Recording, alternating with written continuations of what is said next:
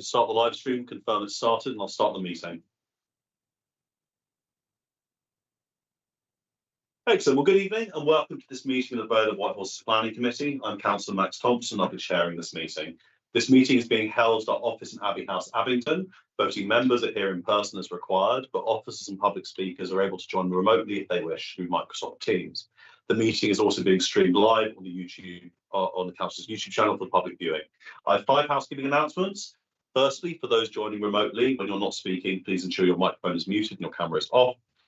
If you share a presentation on the screen, please stop sharing as soon as it's no longer needed. Public speakers must have their cameras on and must have their cameras off and be unmuted when addressing the committee or answering questions of clarification in their designated slots. Number 2, for those who are here, evacuation procedure. In the event of an emergency, please evacuate the building by the nearest exit, which is in the corridor immediately to your right, and please assemble at assembly point 9. On arriving at this meeting, you should have read the emergency evacuation procedure and signed the fire register. Please inform Democratic Services if you have not done so. 3, mobile phones, please silent or off. And then 4, when the meeting has ended, I will ask for confirmation the live stream has ended. At that point, please make your way out of the building, remembering to sign out as you leave. Just the final point from me. This is a meeting in public, not a public meeting. I ask that members of the public attending, both those in person and those virtually, ensure they do not shout out or disrupt the committee's deliberation outside of those who've registered to speak in their designated slots. Perfect. Right, move on to apologies for absence. Emily Barry, do we have any apologies this evening? We do. We have apologies from Councillor Mike Pickhill. Thank you very much. And could you please take a roll call? Absolutely. Councillor Ron Batstone? Here. Councillor Cheryl Briggs? Yeah. Councillor Jane Hannaby? Here. Councillor Scott Morton? Here. Councillor Rob Madison? Here. Councillor Jill Rayner? Here. Councillor Valshaw? Here. And Councillor Max Thompson? Yeah, thank you very much. I now turn to the minutes of the meeting held on the 8th of May. Are there any comments on those minutes? Councillor Horsley. Yes, Chair. In the item on 134 Cumnor Hill, there's in the 4th paragraph it says that the access is from Chorley Lane to the west, which is not what was shown on the plans for that item. It was access from Cumnor Hill to the south. Okay, thank you very much. So we'll amend those and then I'll sign them as correct record of the meeting, unless anyone else has any other comments on those. Perfect. Well, with that amendment, can I have a proposal that we accept those as correct record of the meeting? Councillor Horton, thank you. And a seconder, Councillor Hannaby, thank you very much. Those in favour? Those against? Any abstentions? I wasn't here. I abstained. Perfect. So almost unanimous, not quite. Perfect. Item 4, declarations of interest. I don't believe there are any this evening. Perfect. Item 5, urgent business. Emily Hamilton, do we have any urgent business tonight? No, Chair. Okay, perfect. And then finally, public participation. I confirm we have 3 speakers who've registered to speak on the item we're discussing this evening. We also received a number of statements and before the meeting, which have been read and circulated amongst the committee, and we may make reference to in our questions or indeed in the debate. So now with that, I turn to our one item this evening, which is 25 Orchard Way, Harwell. Sarah, I believe you're presenting this one. Thank you very much.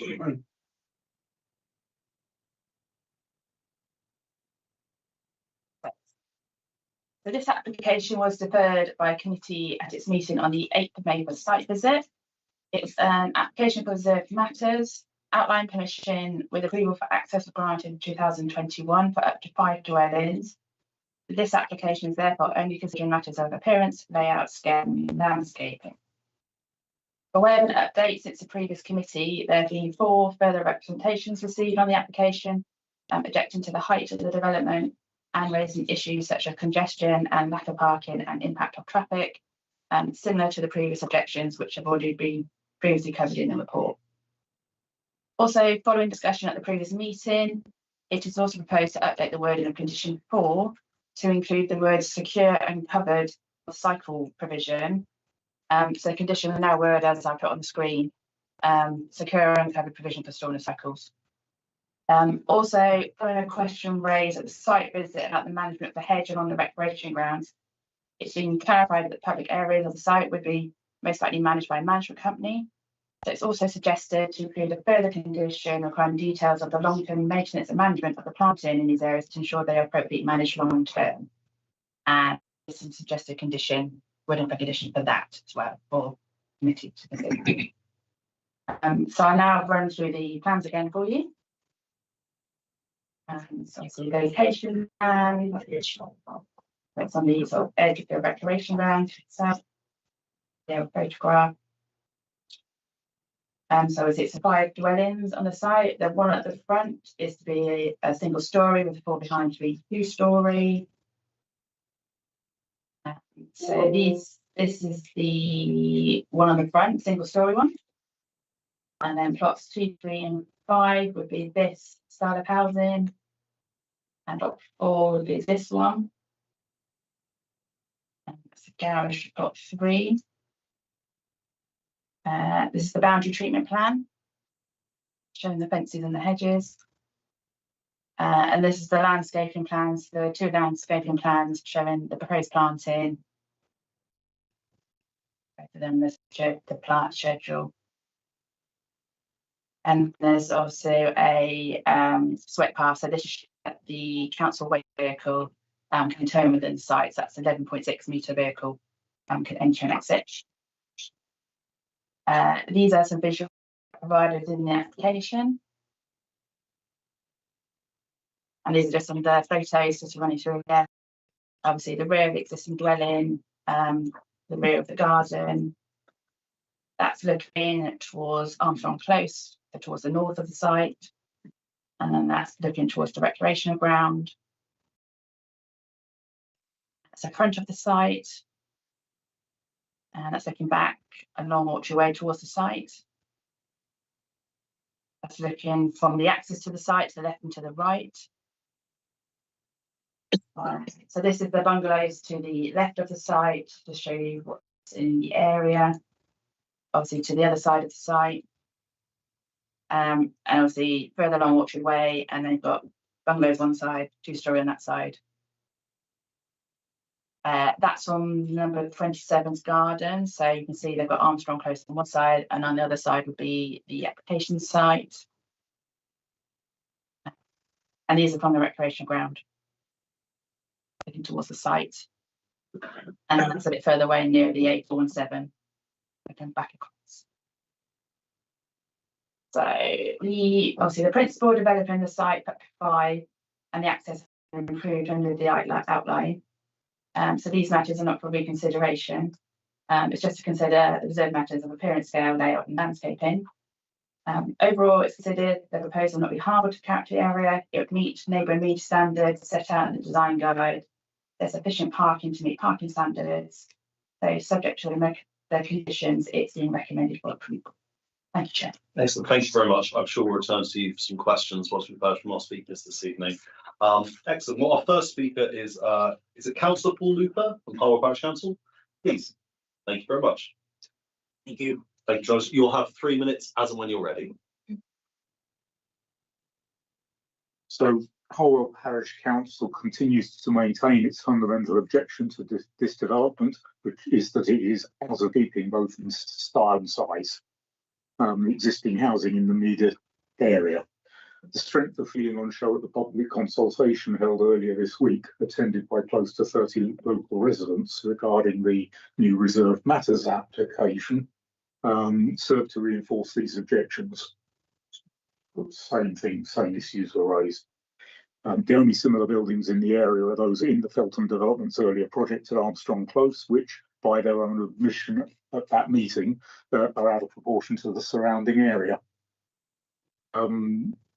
Should, however, this committee be minded to grant planning permission, HPC request that conditions be attached around the production of a construction plan that specifically addresses local residents' concern, strongly expressed at that public consultation earlier this week.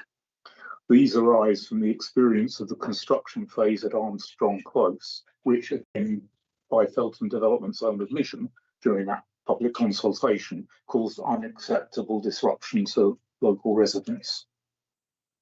These conditions should include the safety of the local residents, particularly regarding school children walking and cycling to and from the local nursery and primary school, ensuring that all deliveries can and do take place on site, and that the main supply road within the site is built before any other construction work commences. This is to ensure that there is no repeat of the mud bath that was created during the construction of Armstrong. All construction vehicles should be parked on site, not on Orchard Way. There should be a schedule of when construction work starts and ends each day. All fairly normal stuff. The arrangements are made to protect the tree roots of the tree just outside the site, so on the boundary of the site and the recreation ground. That there should be some form of liaison with the local primary school over any event that take place, so that there can be sensible arrangements to ensure the kids are safe. And any damage caused to Orchard Way is remediated. I think that's it. That's all I need to say. Excellent. Well, thank you very much, Councillor Luke. Are there maybe some questions of clarification? So let me just check. Are there any questions of clarification? Okay, I'll say thank you very much for your time this evening. Thank you. I now turn to Jez Hawthorne, who I believe is speaking against this application. Mr. Hawthorne. As I've also got 3 minutes when you're ready. Hello, thank you for your time. Obviously, I was here before, and I'll try not to go over too much that I mentioned in the past. Firstly, it's paramount to acknowledge that the proposed element is starkly out of character with its surroundings. I do hope this became apparent during your site visit. The photographs tend to foreshorten the angle and sort of hide it. It's hard to bring your eye to that level. All the existing homes along the recreation ground side of Orchard Way are single-storey bungalows. The introductory development of this size and height was completely out of character with the area. The height and dominance of Armstrong Close stands out starkly with everything else that is around it. It's particularly notable as you drive along A417, it draws your eye to it, and then it does stand out. The plans provided fail to adequately depict this stark contrast, particularly high, photographs showing particularly high tree height angle, and also they're not very close to the eye level and the hedge line of all the photographs taken of the recreation ground are from the opposite side, the A417 ground, which does again foreshorten the effect that they would have.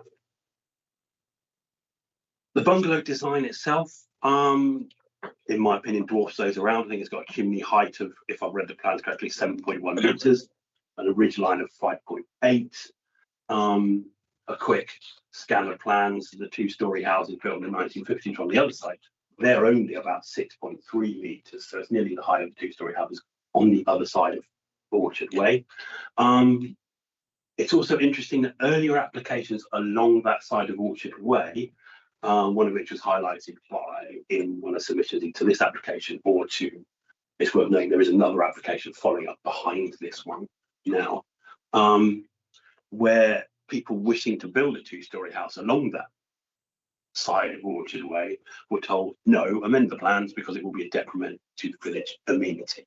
I can't remember the exact, but that was along that line. So planning officers are always quoting policies, guidelines and previous applications and what's been said before on it, and I think that should stand in this case. It's worth noting that I think the multiple applications that have gone in on this site have confused local residents. Local residents are not professionals. I'm an amateur. They're all amateurs. They do not understand the system. You have 30 seconds. And sorry, I'll keep going. However, I would like to reiterate from a personal point of view, I lived at 33 Orchard Way, which is right in the corner of the Armstrong Close. It was chaos. That an effective construction plan should be put in place and should be in the conditions at a bare minimum, should specify parking on site for all contractors, room for delivery taken on site, not from the road, large vehicle movements out of school hours, with a central holding area for one of delivery time. And this should be enshrined as a planning condition so we can hold the developer to account. Thank you very much, Mr. Hawthorne. I'll ask any questions to you. Are there any questions? I can't see anything. Thank you very much for your time here this evening. Thank you. I now turn to our final speaker on this application, Mr. Sean Bates. Mr. Bates. Chair, thank you. Good evening. No, you're very welcome. But you have 3 minutes, as with everyone else, when you're ready. With reference to the meeting on Monday, it was somewhat overdue and it was very constructive. We spent two hours together, the community and ourselves. Paul and Jez were also present. We took our medicine, which thoroughly deserved, and but we also had constructive dialogue. And we agreed that there are two things here. The construction management was sadly lacking with the earlier development. And I could mention all sorts of reasons why that was the case, but it was completely unacceptable. We did approach the planning officer after that meeting and ask that there be a condition that helps us to control the site. The other matter that we agree with is that we don't want a repetition of Armstrong Close upon the park. That isn't the design intent, and that hasn't been the basis in which we've engaged with the planning officer. We agree that Armstrong Close is quite dominant, more so than we expected. We think it's quite nice, but we recognise that shouldn't be repeated upon the park. So we set about designing houses that are smaller, lower.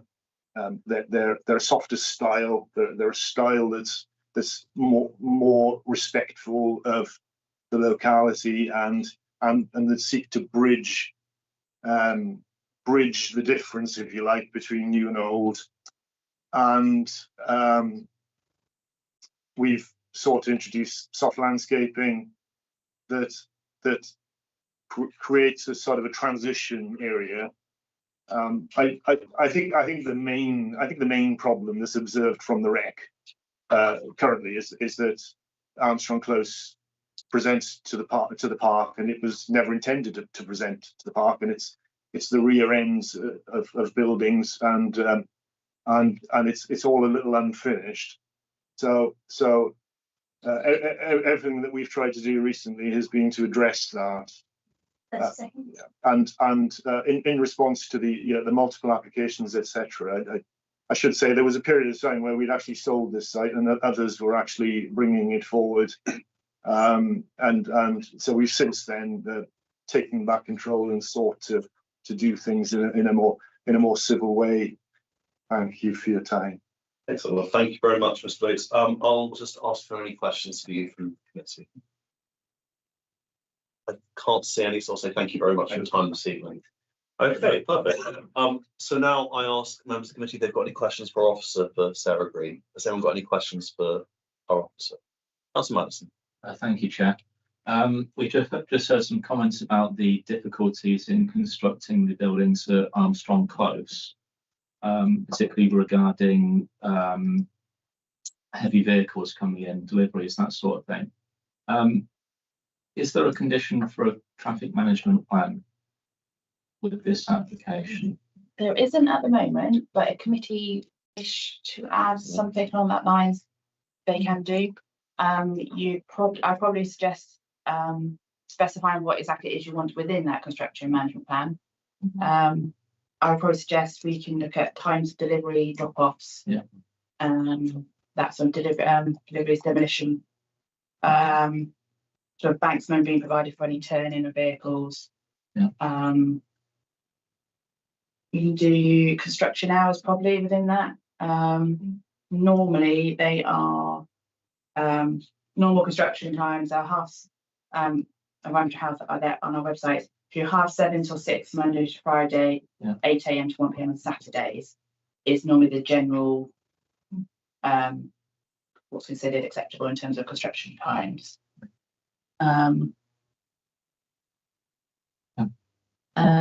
Yeah, deliveries. Delivery, we can specify delivery times. Normally, we can also specify their outside school hours for that as well, so you're not getting construction vehicles with school times.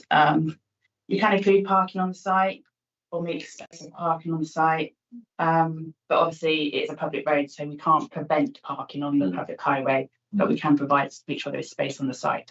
Maybe I should have asked this earlier, but I would have thought you normally would make the road before you start work on buildings on this sort of site anyway. There was a comment earlier that didn't quite happen on Armstrong. I wasn't involved in that application, so yeah, I wouldn't know. But they would have to obviously, do some sort of access or something to. Is that something that can be covered in a condition, or is that not? wouldn't normally Yeah. this size of thing. Is it something we put in as an informative, or that we're concerned about this? I mean, I think if it's not something we put in this condition, it's something Yeah, we can note in the minutes or put in as an informative that we think that would be wise. Yeah, Even if we can't condition it fully. Yeah, Councillor. Yeah, I've again looked at highways, and highways have made no objection. So it would be the normal situation that would be expected from any damage to be put right, etc. And we have got the wheel wash as standard. Yeah, I isn't it? can that can be part of the wish that. Yeah, okay. Are there any further questions for officer this application? I think I just want to say thank you so much for attending the site visit with us. I found it incredibly helpful. So I just right. If there are no further questions for our officer, I will call for a motion on this application. Would someone like to put forward a motion? Then we can debate that.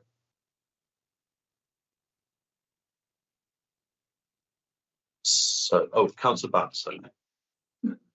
Yes, I would propose that we accept this this application with the additional conditions, which is the covered cycle path. There was one other Landscaping the management. landscaping management, and particularly fairly strong condition on the construction management of construction.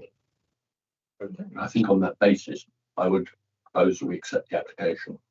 Do I have a seconder for that motion? Councillor Madison. Okay.